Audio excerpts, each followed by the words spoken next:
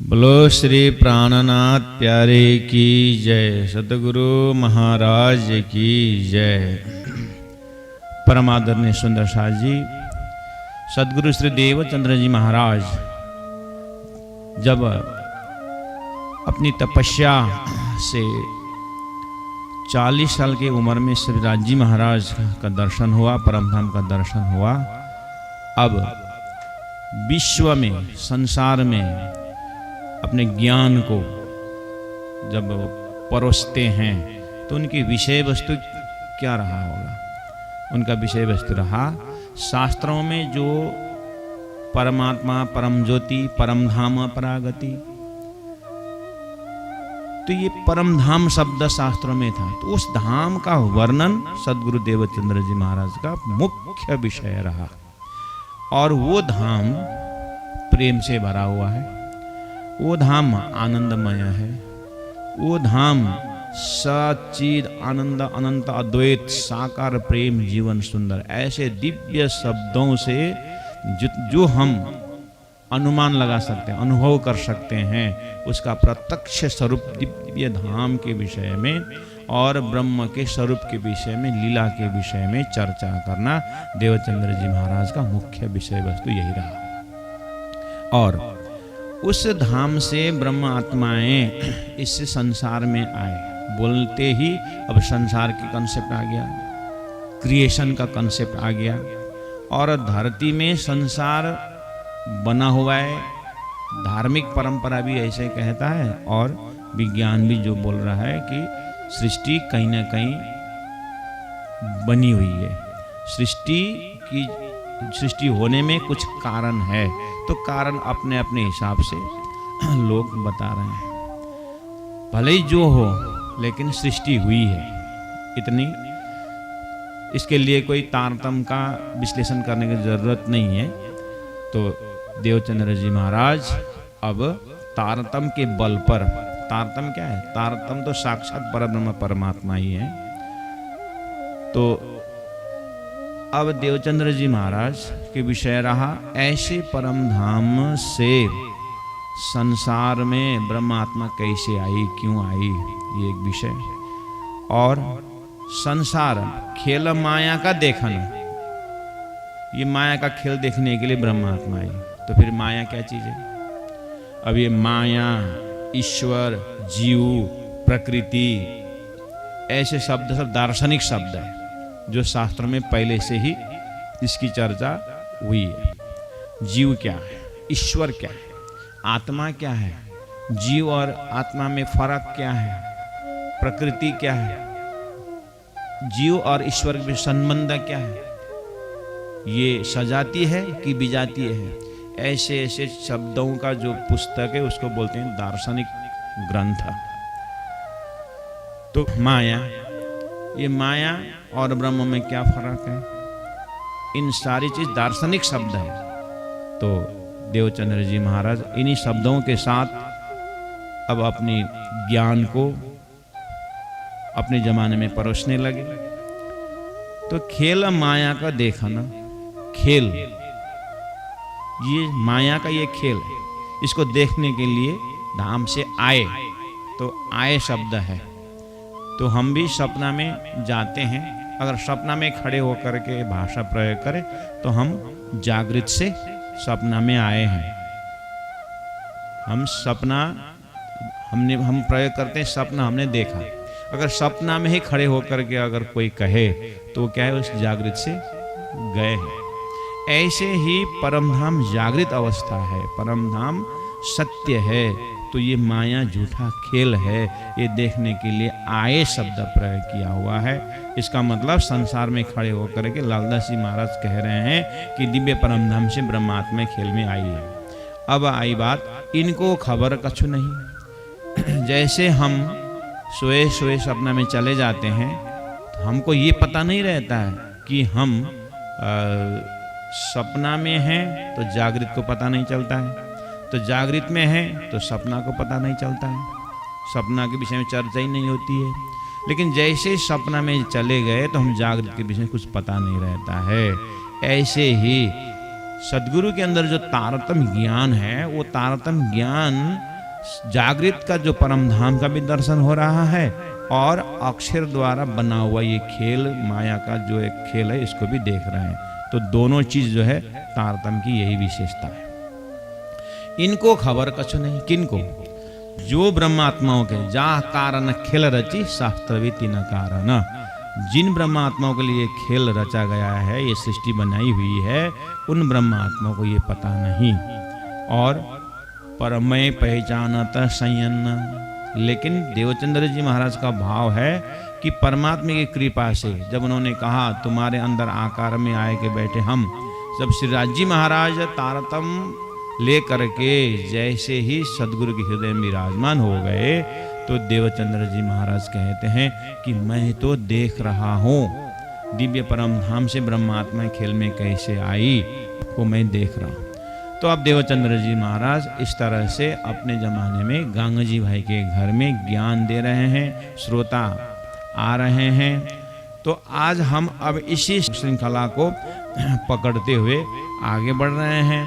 तो आइए प्यारे सुंदर साथ जी भक्तजन महानुभाव, तो सदगुरु देवचंद्र जी महाराज अपने विषय वस्तु में उस दिव्य परम धाम की बातें करते हैं, वहाँ के अष्टप्रहर की लीलाएं की बातें करते हैं, वो चर्चा सुनाते हैं। और अक्षर ब्रह्म, अक्षरातीत परब्रह्म परमात्मा को दर्शन करने जाते हैं और प्रणाम करते हैं। फिर अक्षर ब्रह्म की अपनी ही लीला है बेहद भूमि, और ये दो फैकल्टी को गीता में उत्तम पुरुष और अक्षर ब्रह्म करके कहा है, और गीता में फिर क्षर पुरुष की बातें भी की है। तो अक्षरातीत परब्रह्म परमात्मा, अक्षर ब्रह्म और ये संसार क्षर पुरुष, इसमें क्या संबंध है? तो सदगुरु देवचंद्र जी महाराज समझाते हैं, देखिए अक्षर ब्रह्म का जो सपना, एक खेल बनाने की जो अंकुर है, खेल में रमने का एक अंकुर है उनकी, उसको लेकर के एक असत जड़ दुख मय एक खेल अक्षर द्वारा होता है, उनके अव्याकृत एस्पेक्ट में, उनके मन की कल्पना में। ये अक्षर ब्रह्म में खड़े होकर के देखेंगे तो उनका एक खेल है, और वही चीज़ जब सपना में देखने लगते हैं, अर्थात अक्षर ब्रह्म जब सपना का स्वरूप धारण करते हैं, तो उनको क्षर पुरुष भी कहा जाता है, आदि नारायण भी कहा जाता है, महाविष्णु भी कहा जाता है, क्षर पुरुष भी कहा जाता है। तो ये क्षर पुरुष जैसे बन जाता है, तो क्षर पुरुष अक्षर ब्रह्म का जब सपना का स्वरूप नारायण पैदा हो जाते हैं, तो नारायण एकोहम बहुश्याम बोल के अब यहाँ से शास्त्र शुरू होता है। शास्त्र बोलता है अब कि भगवान की इच्छा से, नारायण भगवान की इच्छा से जैसे वो अकेले में पाए अपने आप को, तो उन्होंने एकोहम बहुश्याम जैसे कहा, तो अब एकोहम बहुश्याम बोलने पर शेष नारायण, त्रिदेव, ये जो 84 लाख योनि 5 तत्व सब उत्पन्न हो जाते हैं। तो ये तो शास्त्रों में भरा हुआ है। अब दुनिया शास्त्रों को देख करके अच्छा परमात्मा शुरू में एक हैं, परमात्मा ने इच्छा करने पर ये जड़ चेतन सारी सृष्टि हुई और परमात्मा उसी में व्यापक हो गए। अब ब्रह्म व्यापक की बात आ गई। अब संसार में आज धार्मिक मान्यता क्या रहा कि भगवान नारायण एक हैं और उन्होंने उनके द्वारा, उनकी इच्छा द्वारा जो भी सृष्टि हुई है सब परमात्मा की सृष्टि है। अब क्या करना? सृष्टि के पीछे परमात्मा को देखना। जैसे शरीर के पीछे आत्मा का दर्शन होती है, ऐसे ही सारे सृष्टि के पीछे परमात्मा को देखना। लेकिन कौन सा स्वरूप परमात्मा को देखने के लिए? अब तारतम सदगुरु महाराज समझाते हैं। देखिए बहुत अच्छी बात है कि शास्त्रों में परमात्मा द्वारा सृष्टि हुई, परमात्मा व्यापक है, ठीक है, बस वो है सृष्टि के अंदर सृष्टि सनातन शब्द जो है वो नारायण द्वारा एकोहम बहुश्याम बोलने पर नारायण ही व्यापक हो गए। तो सबके मुख में, सबकी जुबान में, सबके हृदय में नारायण नारायण नारायण शब्द आ गया। बहुत सुंदर। अब शास्त्रों ही कहता है नारायण परायण, नारायण से परे एक अयन दिखाई दे रहा है, घर दिखाई दे रहा है। तो वो नारायण से परे आयन घर क्या है? वो घर है अक्षर ब्रह्म। तो गीता में इनडायरेक्ट रूप में कहा है। तो वो अक्षर ब्रह्म द्वारा ऐसे नारायण सृष्टि अनंत बनते हैं, मिटते हैं। उन्मेष निमेष भ्याम ब्रह्मांड प्रलयोदयो, ये भी शास्त्रों में ही है। देवचंद्र जी महाराज अपने 40 साल के शास्त्रों के अध्ययन में सब देख करके आ रहे हैं कि जब भगवान नारायण ही एक हूँ बहुश्याम बोल रहे हैं, भगवान नारायण ही व्यापक हो गए, ठीक है, लेकिन स्वयं नारायण की उत्पत्ति दिखाई दे रही है। नारायण से संभोष समृत्य गुणान भवन, नारायण नाश भी दिखाई दे रहे हैं। तो महामती प्राणनाथ जी की वाणी में सदगुरु का ही ज्ञान का, सदगुरु का ही चिंतन जब चौपाई में आ जाता है, तो प्राणनाथ जी के श्रीमुख से कहा, प्राणनाथ जी ने कहा कि या में माँ विष्णुमन मन थे त्रिगुण ताते थिरद सब उत्पन्न। सृष्टि हुई बात हर जगह में है। अब सदगुरु महाराज समझाने लगे, देखिए उत्तम पुरुष दिव्य परम धाम में ब्रह्मात्माएं ब्रह्म प्रियाएं शास्त्रों में उनका संकेत है, इनको वहीं रहने दीजिए। और अक्षर ब्रह्म द्वारा ऐसे अनंत सृष्टि रचना होती है, इसको भी आप समझ गए। अब नारायण द्वारा जो उत्पन्न होते हैं, जो सृष्टि जो दिखाई दे रहा है, ये है जीव सृष्टि की विस्तार। ईश्वर व्यापक है, ये भी शास्त्र ठीक कह रहा है। और अक्षर ब्रह्म जो है, जब नारायण बनते हैं तो नारायण व्यापक हुए, तो व्यापक ब्रह्म भी ठीक है। और शास्त्र में ये भी कहा, एकम सत विप्रा बहुधा बदंती, सत्य एक है, परमात्मा ब्रह्म एक है। तो वो एक ब्रह्म के लिए अब थोड़ा तारतम्य, जो एक ब्रह्म कहता है, वो उत्तम पुरुष, जो गीता का उत्तम पुरुष, वेदों का अक्षरातीत ब्रह्म को एक रख करके बोल रहे हैं, तारतम्य वो दिखा रहा है। और दुनिया जब ब्रह्म एक है, एको ब्रह्म द्वितीयो नास्ति करके जब एक ब्रह्म की चिंतन करते हैं, तो बिना तारतम्य एक ब्रह्म बोलने पर सृष्टि सनातन, अर्थात जैसे आप सपना में जाते हो तो सपना का स्वरूप आपका खड़ा हुआ, तो सपना का स्वरूप ने अनंत जीव पैदा किया, वो जीव बोलते हैं आपको सपना को, शरीर को देखते हुए एक वो ब्रह्म। वो उदाहरण दे रहा हूँ। ऐसे ही अक्षर ब्रह्म जब नारायण बनते हैं, तो नारायण द्वारा ये संसार सपना जब विस्तार होने के लिए नारायण एक ओम बहुश्याम बोलने पर सृष्टि रचना हुई है। तो अब सृष्टि के अंदर के जो जीव है, उनका पराकाष्ठ दर्जा हुआ कि वो जो सृष्टि में व्यापक होने वाला ब्रह्म को एको ब्रह्म करके शास्त्र में ये शब्द आया। लेकिन प्राणनाथ जी ने कहा, सो तेता ही बोलिया जो गया जहाँ लो चल, अपने अपने मुख से जार करे मजल, क्योंकि उनकी जो है नारायण से ऊपर उनका जो बेहद भूमि है, वहाँ तक पहुँचने के उनकी जो है समय हुआ ही नहीं है। तो अब समय हो गया, तारतम्य आया। तारतम्य द्वारा सदगुरु बता रहे हैं कि बेहद भूमि अक्षर ब्रह्म का एक प्लेन ऑफ कॉन्शियसनेस, जो जागृत का भूमि का अक्षर ब्रह्म द्वारा, अक्षर ब्रह्म की जो बेहद भूमि वो दिखाई दे रहा है, जहाँ से ऐसे अनंत ब्रह्मांड बनते हैं।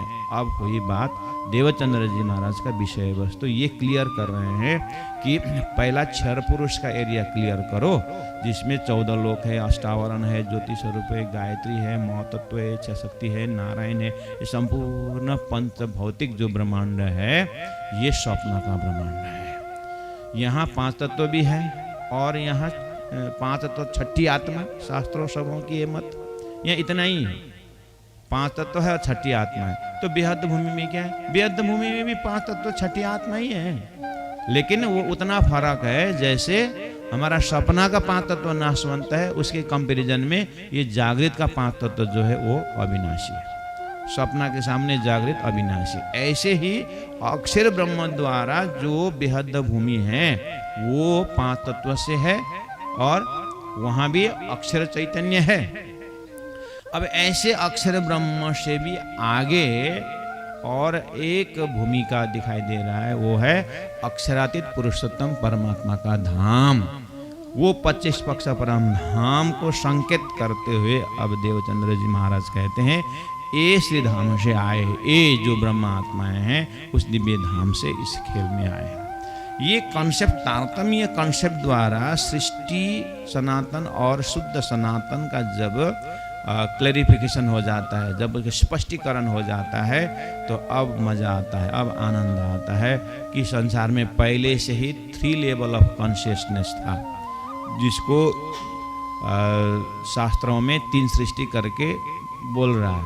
लेकिन उस तीन सृष्टि को बिना तारतम्य लोग कैसे अर्थ कर रहे थे कि एक तो बद्ध जीव बोलते थे और एक मुमुक्षु जीव बोलते थे और एक मुक्त जीव करके बोलते थे। मुक्त, मुमुक्षु, बद्ध, इस तरह से शास्त्रों में तीन सृष्टि की बात कही है, लेकिन उसको अर्थ करने वालों ने हाँ तो तीन सृष्टि, एक माया में गचे पचे बैठे हुए हैं, ये हुआ बद्ध जीव, और यही बद्ध जीव अब ज्ञान होते जाएगा, ज्ञान होते हो जाएगा और संसार से वैराग्य हो करके ब्रह्म परक बनेगा, आस्तिक बन जाएंगे।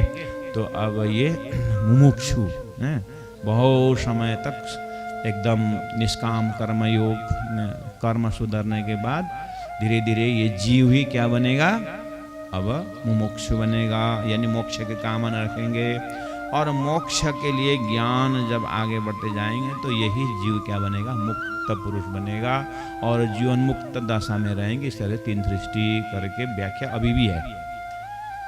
उसी जगह में सदगुरु महाराज ने ऐसा बद्ध, मुमुक्षु और मुक्त, तो शास्त्रों में 40 साल के इस शास्त्र अध्ययन ध्यान धारणा में सदगुरु महाराज ने कितनी बढ़िया से व्याख्या कर देते हैं। अगर सदगुरु महाराज को करना ही है इसी लेवल से, तो आज के अर्थ से अब सदगुरु महाराज और बढ़िया से करते हैं।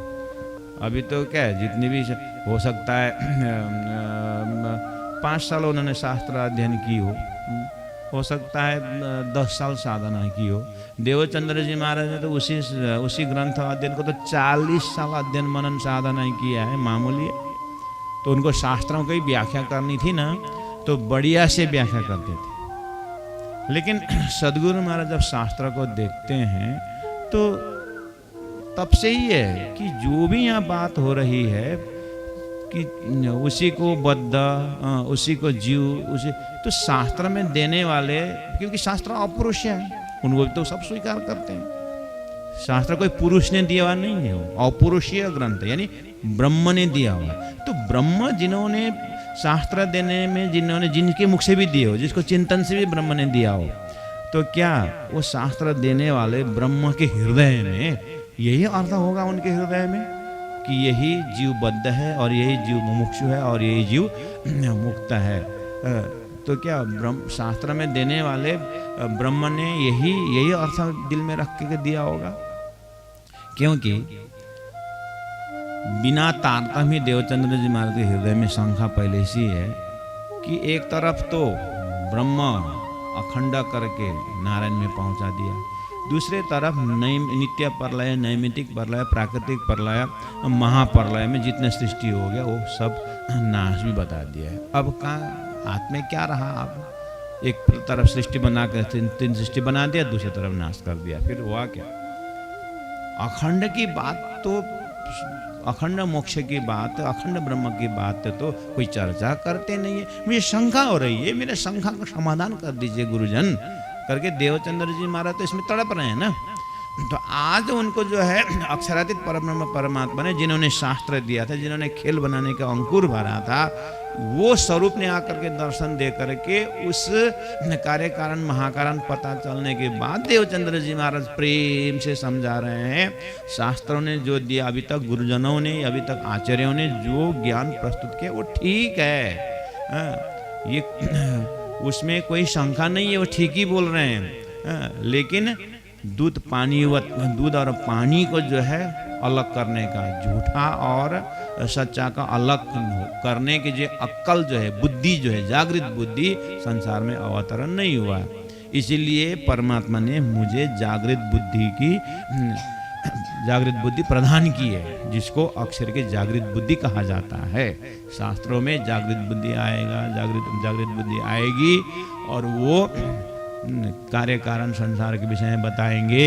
ये सब बहुत से वक्ताएं बोल रहे हैं। जहाँ पर निचोड़ ज्ञान के विषय में आता है, वहाँ पर उन्होंने कस के यही बताया है कि जिन्होंने सृष्टि रचाई ना, वही ये बात को फैसला करेंगे।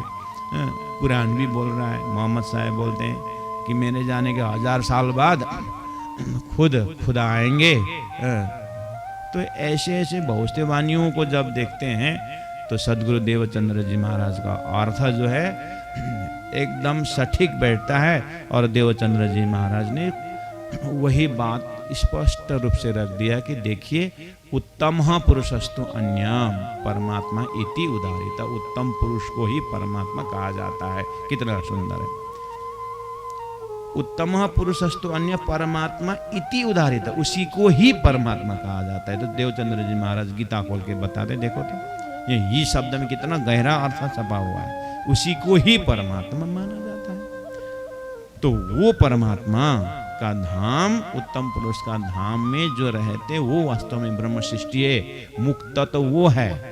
अब देवचंद्र जी महाराज ने बद्ध कौन है और मुमुक्षु कौन है और मुक्त कौन है, उन्होंने कहा देखिए, गधा धो करके गौ नहीं होते हैं, जीव जीव ही है, वो ब्रह्म सृष्टि, वही साधना करके ब्रह्म सृष्टि होंगे ऐसा नहीं, वो मुक्त होंगे ऐसा नहीं। कॉन्शियस ही 3 लेवल का है, जो चेतन है ना, चेतन, वो चेतन ही 3 लेवल से है।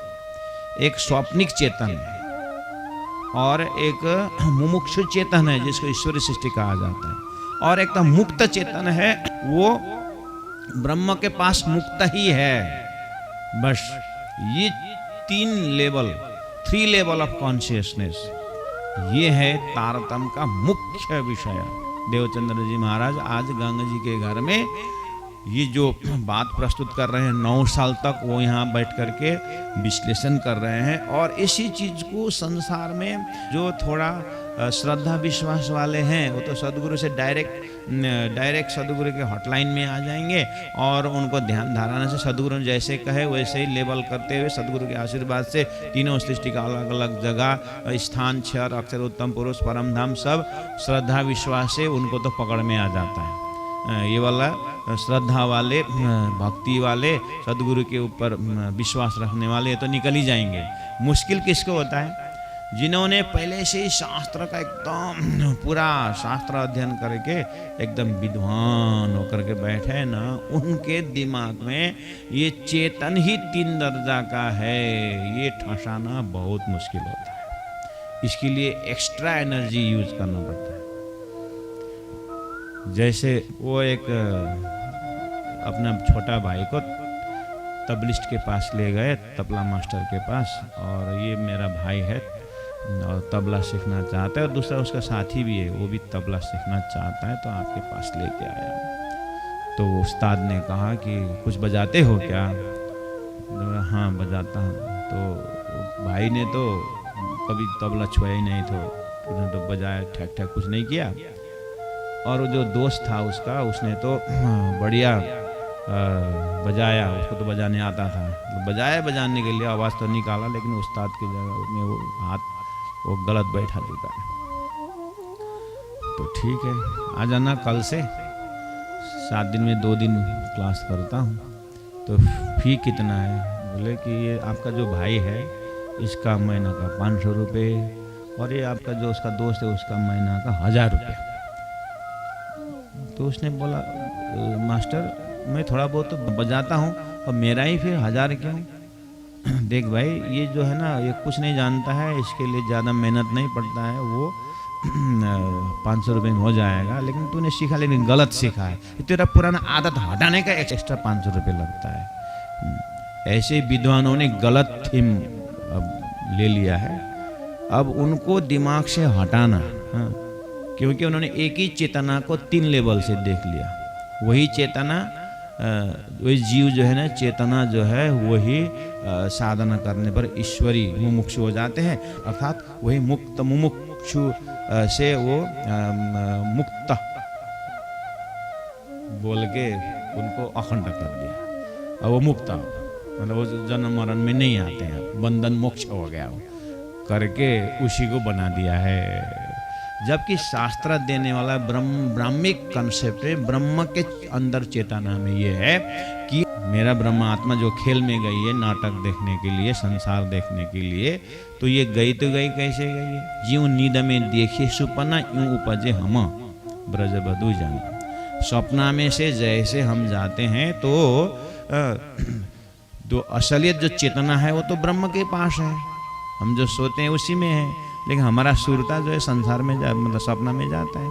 इस ढंग से ये ब्रह्म आत्मा संसार में आए। तो शास्त्र में इन ब्रह्म आत्माओं को देखते हुए शास्त्र देने वाले ब्रह्म ने वहां संकेत करके ब्रह्म धाम की ब्रह्म प्रिय आत्मा वो मुक्त है। अब ये खेल बनाने वाला का अंकुर जो है वो अक्षर ब्रह्म है। अक्षर ब्रह्म भी संसार में अपने उनकी आत्मा भी आई है। क्यों? वो आत्माएं यहाँ उस ब्रह्म आत्माओं की सहेली होके आई है। क्योंकि बड़े घराने से जब राजा महाराजा के घर से जब राजकुमारी अगर कहीं शहर के लिए निकलती है तो उनकी दासियां भी तो निकलती हैं, उनकी शान है वो। ऐसे ही ब्रह्म आत्मा इस खेल में आ रहे हैं तो उनकी सहेली के रूप में रखोपा रूह कारण वाणी में धनी कहते हैं। तो उन सहेली के रूप में उस अक्षरधाम से भी ईश्वरीय आत्मा आई है। वो वास्तव में मुमुक्षु आत्मा है। अब नारायण ने एक हम बहुश्याम बोलने पर जो सृष्टि बनी, जो दिखाई दे रहा है, जो चेतना, स्वप्निक चेतना, ड्रीम कॉन्शियसनेस, वो जो है जीव सृष्टि है, वो बद्ध है।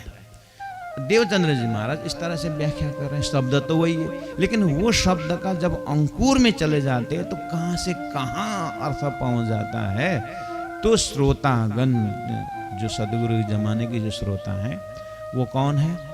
वो वही परमधाम से आई सुरतारू ब्रह्मात्माएं मैं भेजू तमाम बोले थे, वो ब्रह्मात्माएं श्रोता है। तो जैसे जैसे उनका आवाज कान से जाती है तो उनका स्मरण हो जाता है, हाँ वो परमधाम की बातें।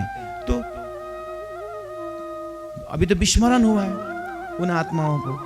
इसीलिए सदगुरु देवचंद्र जी महाराज के अंदर में बैठ करके राजी महाराज बोलते हैं कि अब लीला हम जाहिर करें, ज्यों सकसैया हृदय धरे। आप कहोगे तो प्रकट वाणी में पहला नंबर चौपाई है। आप बोलो ये तो श्री प्राणनाथ जी के मुखार बिंदा से प्राणनाथ जी ने शुरू बोला है, ऐसा आप बोलोगे।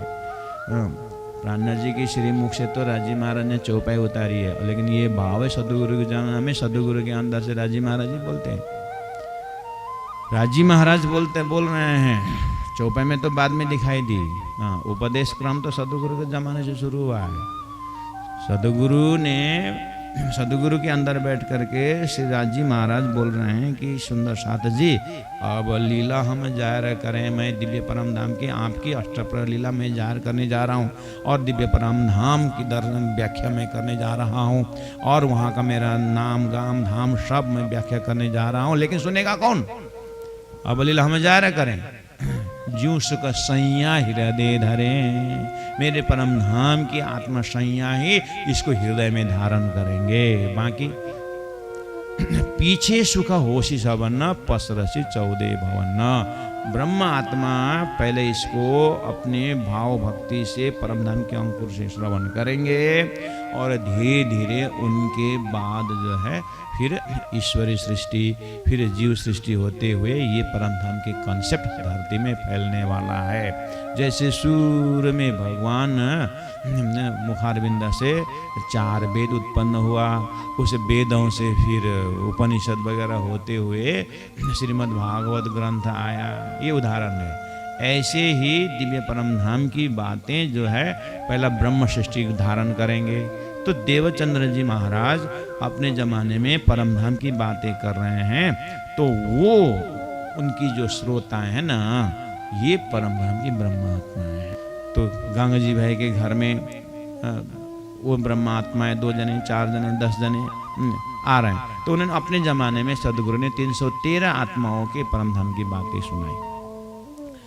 प्यारे सुंदर साथ जी भक्तजन महानुभाव, इस तरह से संसार में तारतम अवतरण हो करके तारतम का विषय वस्तु परमधाम की व्याख्या शुरू हो गई सदगुरु महाराज के मुखारबिंद से। तो कहते हैं ये श्रीधाम से आए और खेल माया का देखा न, अक्षर द्वारा माया उत्पन्न खेल उत्पन्न होने बात भी हो गई। अब इनको खबर कछु नहीं, इन ब्रह्मात्मा को इस चीज़ को मालूम नहीं है, तो मैं अब ये परिचय कराने जा रहा हूँ। ये पड़े माया मीने हो गए परवश, इनको समझाने कौन लेवे यह जस, मैं बाहर निकलूं ढूंढ के काढ़ों साथ, मोको से धाम धनिये ने इनके पकड़ाए हाथ।